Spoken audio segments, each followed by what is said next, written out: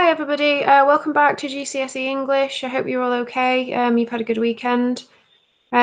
Just a quick reminder that maths and English is 100% face-to-face now in college every single week. So the only reason you should be watching this video is if you're shielding or you can't come to college because of another reason and you have already informed college about that. All right, so we are sticking with paper 2 for GCSE English this week. And last week, if you completed the work in college or at home, we were looking at question 3 and question 4 on the reading section. The topic was Lance Armstrong. And we also did a writing task, which was writing an article about the Tour de Yorkshire. What we're doing this week is we are going to just focus on writing solely, and we are going to be writing a letter. So the first thing that we're going to be doing is we're going to be recapping the conventions of a formal letter. So we're going to have a little quiz. So all you need to do is get yourself some paper, or you can use the Google document that is on Google Classroom. I'll show you where that is if you would like to do that. So all you need to do is when you go to classwork, you just need to find week 24 where all these resources will be, and you just need to click on the one that says week 24, your answers. That will just be a blank document. The only thing on there is reminding you that you should be in class if you are not shielding. So if you want to put your answers to the quiz on here, that's absolutely fine. Maybe you just want to shout them out at the video whilst we're doing it, completely up to you. Okay, are we ready? So, first question. Before you write anything, you should always figure out what. Do you think it's A, why you're writing, so the purpose, B, who you're writing to, the audience, C, how your text should be laid out, the format, or do you think it's D, all of these? So make a note on your paper. Do you think it is A, B, C, or D? If you need to pause the video, you can while you have a little think about it. Okay, the answer is D. It's all of these. So remember, before you do any kind of writing, it doesn't matter whether it's an article or a letter or a speech, you need to figure out the why, who, and the what. So you need to find out the purpose, the audience, and the format. Why are we writing? Well, we need to know, are we writing to describe? So are we telling a story? Are we writing to persuade? So do we need lots of persuasive language features in there, like rhetorical questions and lists of 3? Are we just writing to inform somebody of our opinion? So do we need lots of facts and statistics, for example? Are we writing some instructions? So do we need a step 1, step 2? Who are we writing to? Remember, our audience is so important because if we've got a really, really young audience, we need to think about the kind of words that we choose and make sure they would understand and that they're appropriate. If we've got an older audience, we might, again, need to consider the kind of language that we're using. Also, it's going to affect the kind of arguments that you make. If you're being asked to write something for students, you need to be thinking about what students are into. If you're asked to write something for families, you need to think about what the average family might be into. It's probably no point talking about TikTok to your 90-year-old grandma, yeah? And this, again, is probably no point in talking about mortgage prices to a 17-year-old. So it's about knowing your audience and making sure that you choose the right things to talk about and that you choose the right tone and the right language. And finally, what are you writing? The format. Well, you need to know that so you know how to lay it out. So for example, how do we lay out a letter? This is what we're going to be exploring in this quiz, isn't it? And how is that different to how we would lay out an article? So last week, we said the layout features of an article, we needed a headline, we needed our author name, and it needed to be in paragraphs.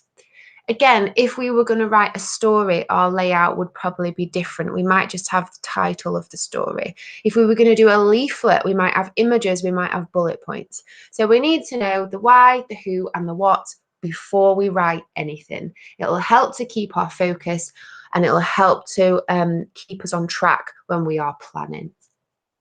Okay, question 2. When writing a letter, your address goes on. Do you think it's A, the left-hand side, B, the right-hand side, or C, in the middle? And the answer is B, of course, it's the right-hand side. So remember, you are always right. This is really easy to remember if you're right-handed as well. Sorry, lefties, but if you are right-handed, just remember, okay, yeah, right. On the right-hand side, I am always right. So that means then, question 3, think about this. The recipient address, so recipient meaning the person receiving the letter, that goes on either A, the left-hand side, B, the right-hand side as well, or is it C, in the middle? Of course, it's the left-hand side. It is A. So the recipient address goes on the opposite side to your address. Now, remember, if you were in an exam situation and you were asked to write a letter and you were going to put those addresses on, you just need to make them up. So you could do something like that, your address, your street, your town postcode, because all you're demonstrating is that you know where they go. What's in them is not really that important. Or you could use the college address, for example, or you can just make up an address. Okay, nice one. So question 4 then, which part of the address should always be in capital letters? No multiple choice for this one. Write down what you think. Which part of the address should be in capital letters? And the answer is the postcode. Yep, so the postcode is a mixture of letters and numbers. So every single letter must be in capitals. Okay, you can see I've put every letter of the word postcode in capitals there. That's just so that it's clear to the postman what postcode that address needs to go to. That's why you're asked to write in block capitals. Okay, question 5. The first letter of every word in the address should start with what? No multiple choice. Write down what you think the answer is. The first letter of every word in the address. Of course, it is a capital letter. Okay, why is that then? Because these are called proper nouns. A proper noun is always the name of something. So you can see there, we've got Dear Mr. David Hasselhoff. So Mr. D. Hasselhoff. We've got a capital D for David, the capital M for the title, and the capital H for Hasselhoff, because they are all part of his name. You can also see where I've put yours sincerely, my name is in capitals. So names, particularly your name, is really important. So you need a capital for your first name and your surname. I've also put the address there of Rotherham College. Every part you can see is in bold. Rotherham College of Arts and Technology, Eastwood Lane, Rotherham, South Yorkshire, S61 1EG. Capital letters are required. People often forget the capital Y in Yorkshire. They put the capital S but not the capital Y. If it's a separate word but it's still part of the address, it needs a capital letter. So names of places, names of towns, names of cities, names of countries, names of counties, and street names, months of the year, days of the week, brand names, all those kinds of things need capital letters, okay? If you are ever unsure, my advice would be to make sure you use it just in case. All right, let's move on to question 6. If you use the salutation, so salutation, remember, just means the greeting. Dear Sir / Madam, how should you sign off your letter? So do you think it's A, see ya, B, yours faithfully, or C, yours sincerely? Okay, and the answer is B, yours faithfully. So this is a really common mistake and it's really easy to get wrong as well. It's just one of those things you have to try and remember. If you don't know the name of the person you write into, so you've got to put to whom it may concern or dear sir or madam, you should always sign off with faithfully. You only use sincerely if you know the name of the person that you're writing to. So if I was writing to Mr. David Hasselhoff, I could put sincerely in that. But if I had to say to whom it may concern, I would have to put yours faithfully. The way that I was taught to remember this, I remember this still from school, is you can't have S and S together. You can't have two S's. So you can't have dear sir and sincerely. So I always used to remember if it was dear sir, it had to be faithfully. Okay, and the final question, can you spell the word sincerely? It's just been on that slide, so don't cheat, don't go back, but can you spell the word sincerely? You might want to pause this while you have a go. Okay, sincerely is spelt like that. A really good way to remember this, if you're not that good at spelling, is to split it into two different words, since and rely.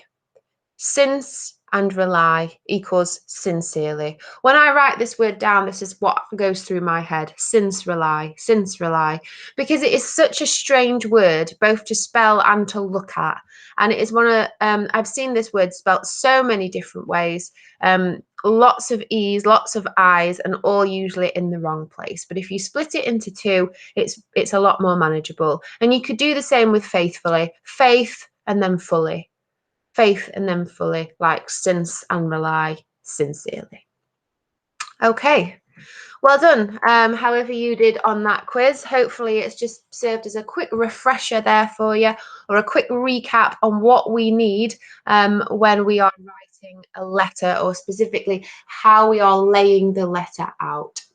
So as I said, what we're going to be doing today, we're going to practice another format of this non-fiction writing, and it's going to be planning and writing a letter. So we need to use those those layout features we just talked about, but we're also going to be making sure we use appropriate language for our audience.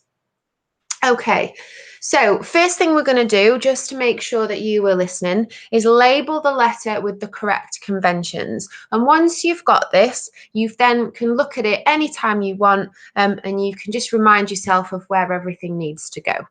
So if you head over to Google Classroom,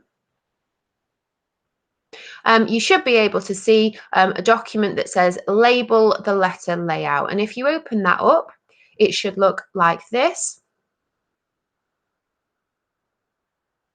So all I'd like you to do is write in the boxes what you think goes in them. So you can see that's been done for you. The date goes there.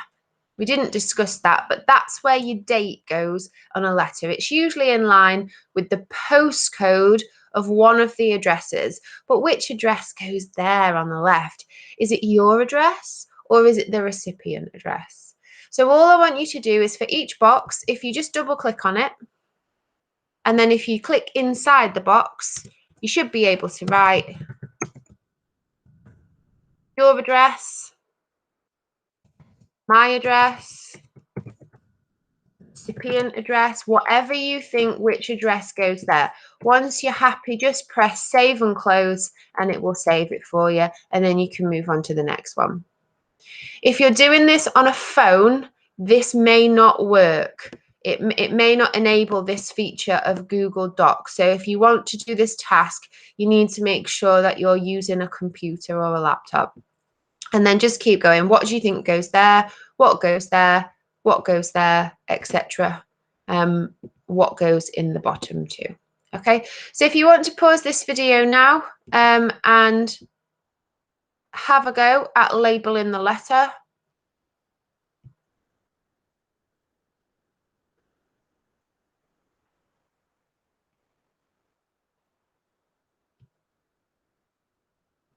Okay, so your letter should look something like this. We already had the date in there, didn't we? But on the right-hand side, it should be your address. So remember, you're always right. So if you put my address, that would be perfect. So then on the left, it's the address of the recipient, so the person you are writing to. We already had the date in there. The next thing came is the salutation. So whether we're saying dear sir or madam, dear Mr. David Hasselhoff, etc. The first box should be your introduction, and that's where you state your reasons for writing. And you can always start this with, I am writing to. What comes after the to depends on the question that you're answering, doesn't it? You might be saying, I am writing to complain. I am writing to inquire. I am writing to express my views on. Then we should really have at least 4 ideas organized into paragraphs, specifically when we're talking about completing a question on GCSE English. And then finally, we would have the sign off. So that would be either yours sincerely or yours faithfully, and then your name underneath. Remember, your name having a capital letter at the beginning of your first name and your surname. Okay, so if there are any issues there, if you just want to make sure that you have corrected them or gone back and filled in that box and just made sure that you've got the right features in the right place, because you can use that now as a reference, can't you? So when you write your letter, if you can't remember off the top of your head, you can just look back at that sheet and go, oh yeah, my address needs to go there, their address needs to go there, the next thing I need is the date, etc, etc. And you can keep that so when you're doing your revision as well, because remember, we are going to be doing a paper 2 mock exam soon. We will give you the dates as soon as we know them, but we are going to be doing it soon, and you may be asked to write a letter. So it would be really handy if you knew how to lay out that letter and you felt confident about it. All right, so here is the question that we're going to have a go at writing today. So it says, this is part of a letter that appears in a newspaper. And now we've got a quote. The government need to invest more money in mental health services in this country, as we are currently failing to support people properly. Write a letter to the newspaper giving them your opinion on this subject. Okay. Now, a lot of EDUQAS questions are laid out like this, where they say, this is part of a letter that appeared in a newspaper, and then they give you a quote. So imagine that somebody else has written a letter to the newspaper about mental health services, and the newspaper have printed that letter. You've read that letter, and that's part of one of the quotes that resonates with you for whatever reason.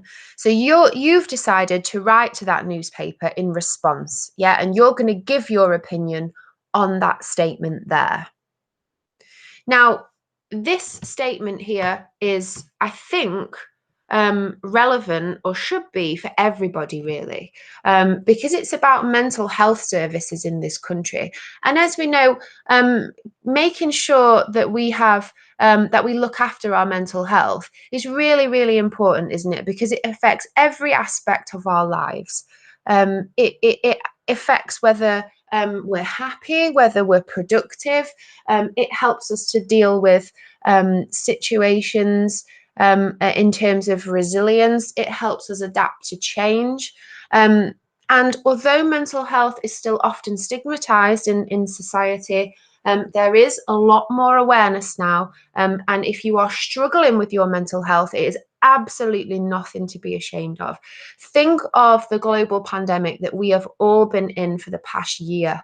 I would guarantee you that there's not a single person that you know who has not struggled at some point this year with their mental health, due to stress, due to feeling lonely, and just due to that the world is just not normal at the moment.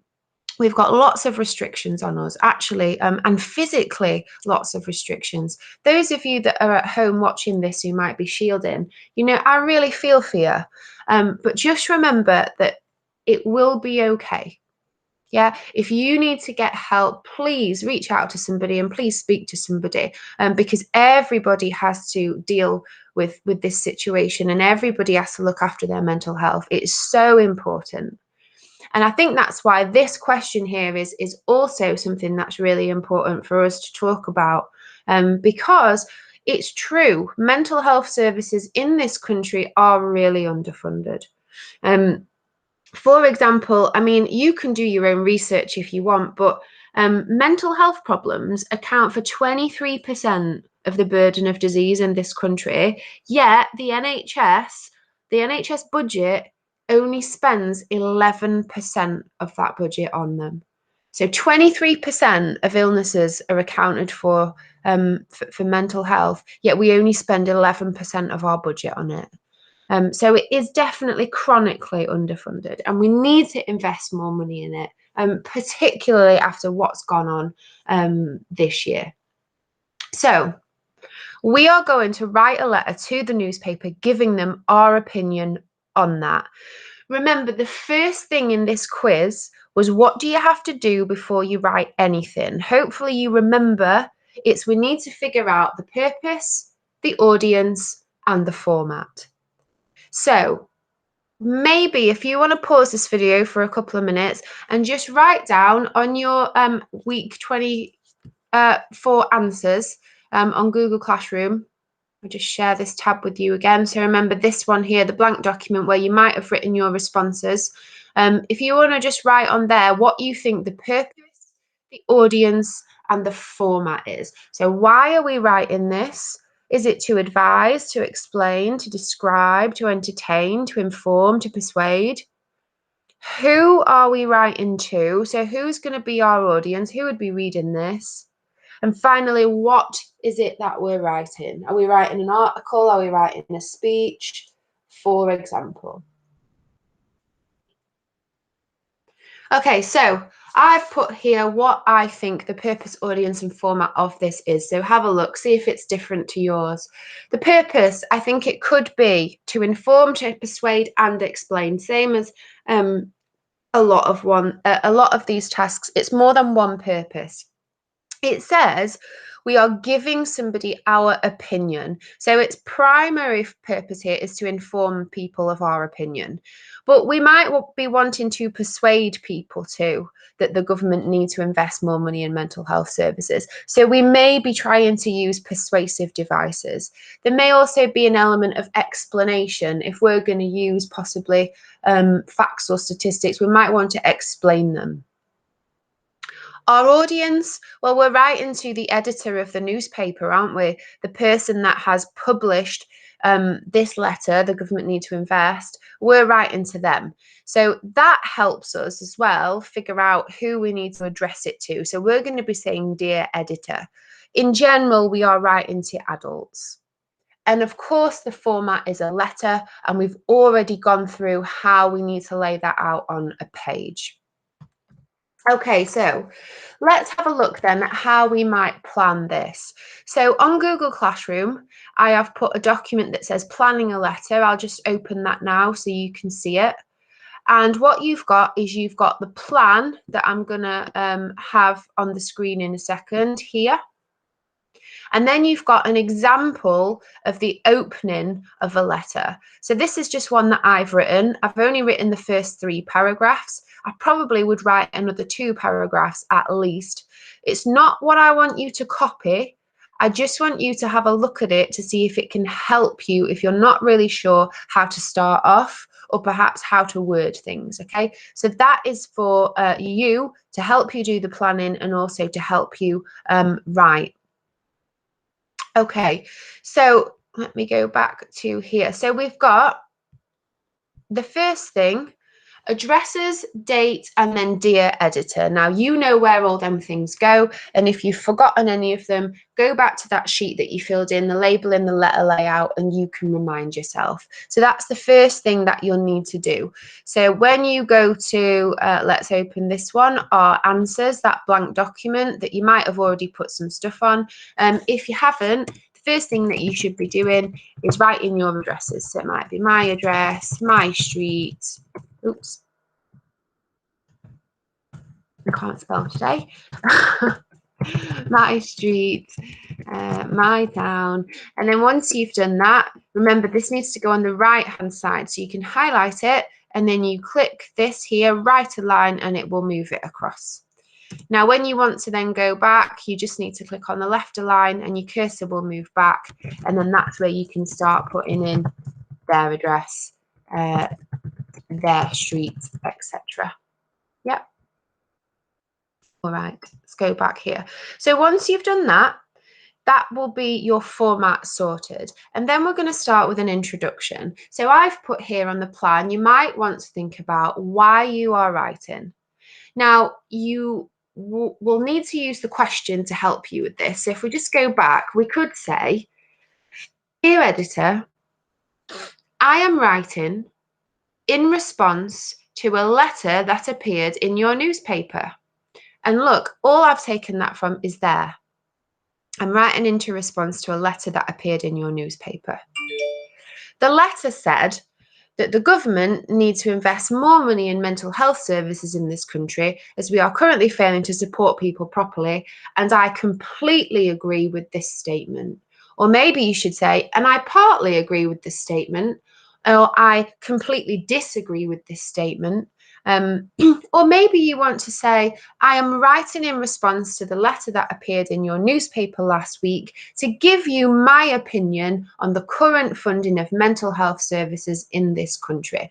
But all I'm doing is I'm just using this statement and this sentence here, and I'm just rewording them, to give me my introductory paragraph.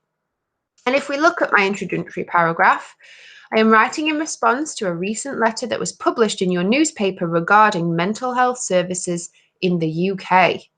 I completely agree with the author of the letter that the government needs to do more to invest in these vital services for future generations. So that last bit there I've added on myself, but you can see the bit that's underlined is me just rewording the question. Okay, so second paragraph, what's the current situation with mental health services and support in this country? Now, it's completely up to you what you say here. You might start talking about what's available in terms of can you go and see your GP? Can you have access to talk therapy or cognitive behavioural therapy? Is it you can go to support groups? Can you access support online as well as in person? You might want to mention that we're still in the global pandemic, therefore any sort of counselling is being done over video. It's completely up to you. You might want to say whether you think what's on offer is good or whether it's not good enough. And remember, if you're unsure, you can make this up.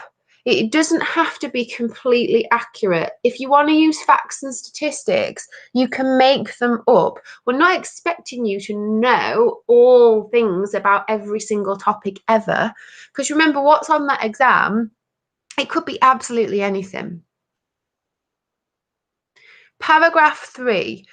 Can you think of some ideas about how these services could be improved, why they need to be improved, and how they could be improved?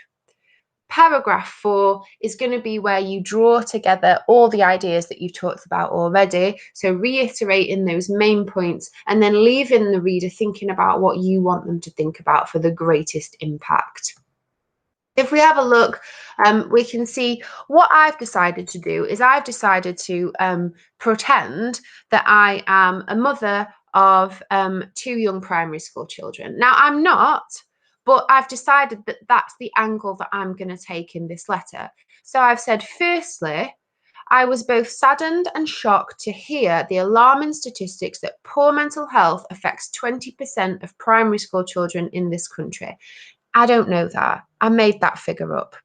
And 70% of children and adolescents do not get access to the support they need. Again, I made that up too. I wanted to use big figures that would sound shocking because I'm saying that I'm shocked and I'm alarmed and I'm saddened. So I'm using all this emotive language to appeal to the person that's reading my letter. As a parent of 2 young primary school children, it left me very concerned about their well-being and the well-being of their friends. Now, I am not a mother of 2 primary school children, but I have lots of friends that are, and I know that this is how they feel sometimes. So remember, you can take on whatever sort of persona you want. You could pretend that you are a primary school teacher if you want, and you're coming from that sort of angle. talk about what you know. You might want to take the angle that of you just are who you are. You are a teenager who attends college, and you can talk about your experience of mental health services. You can focus in on any aspect that you want. Okay, I've then started to talk about how important I think it is that we take care of our mental health, and we talked about that earlier, and particularly for children. I've made up some more statistics here. 1 in 6 people in the UK will suffer from mental health related problems at some point in their lives. I actually think it's probably higher than that statistic. I've also made some specific references to anxiety, to depression. I'm trying to use words that are emotive. So it's devastating.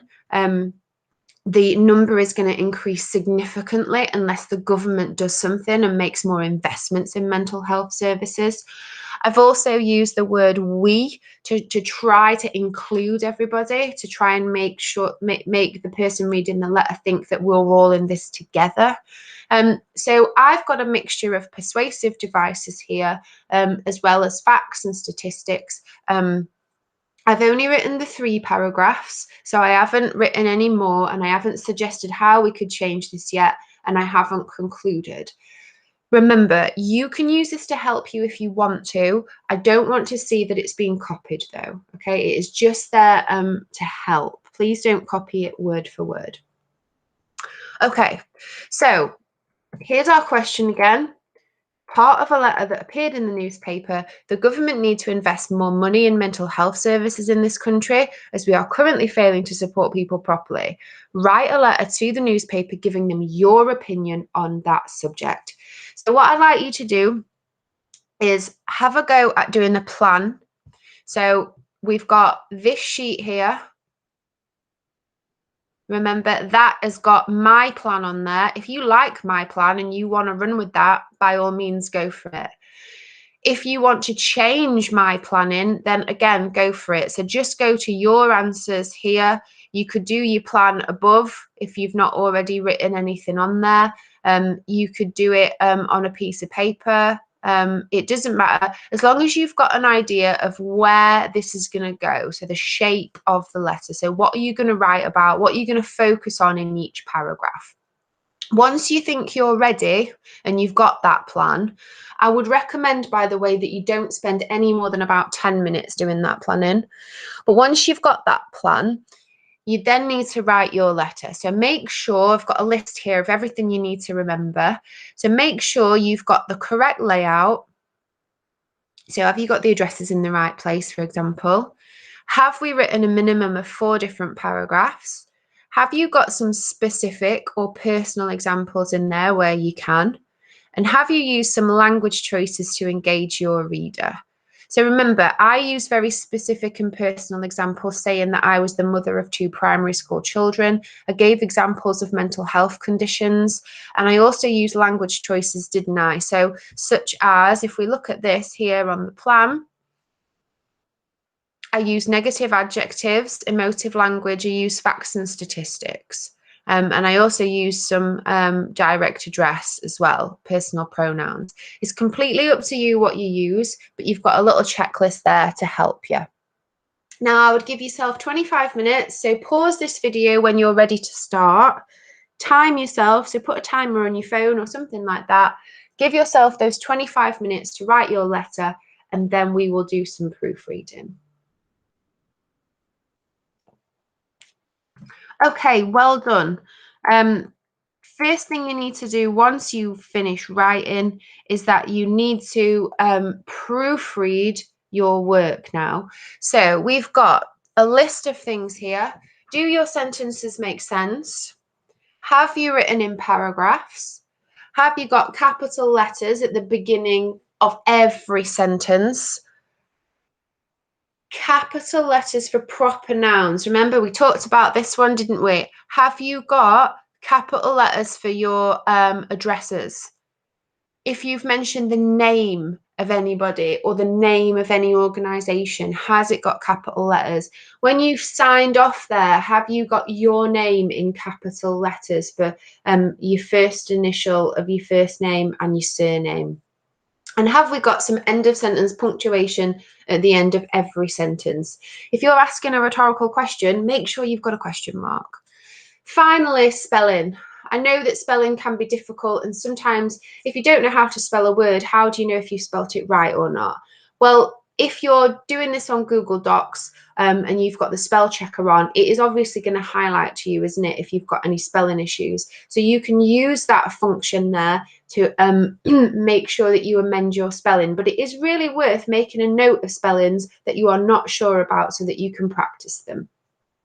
So pause the video 5 minutes and just do some proofreading, please.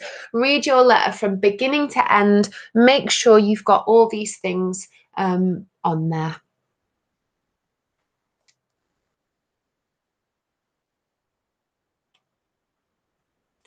Okay, so last thing we're going to do is we are going to just check that we've got everything that we were supposed to include in our letter.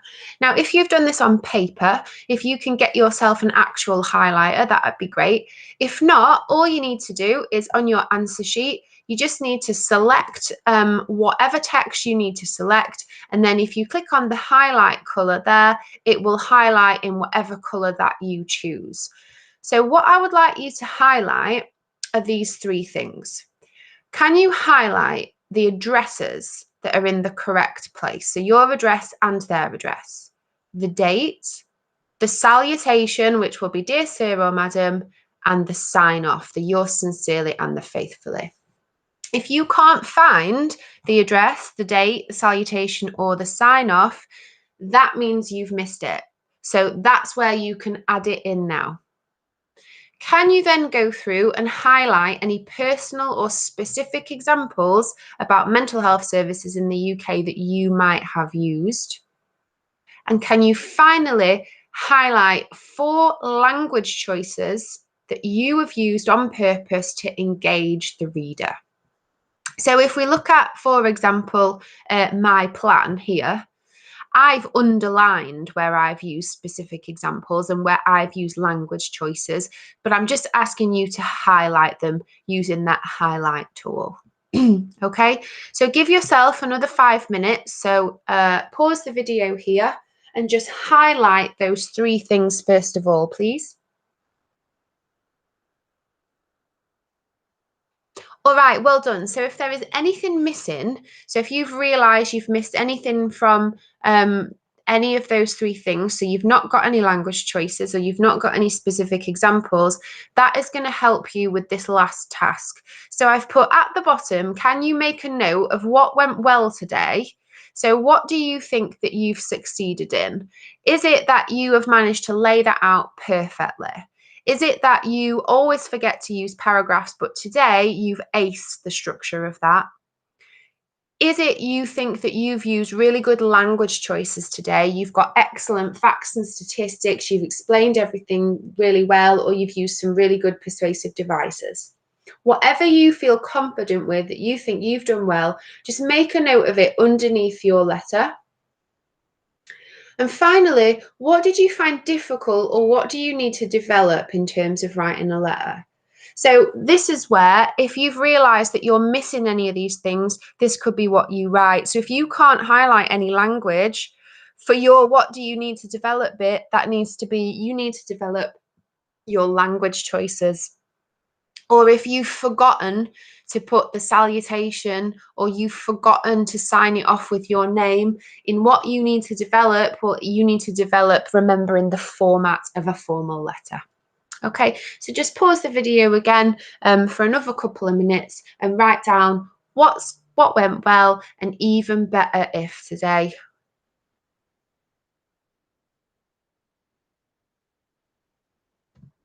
Okay, well done, everybody. I'm really looking forward to reading your letters about that topic. What we have done today is we've been practicing planning and writing a letter using appropriate layout features. You had a plan and start of a letter that was an example that you could have used.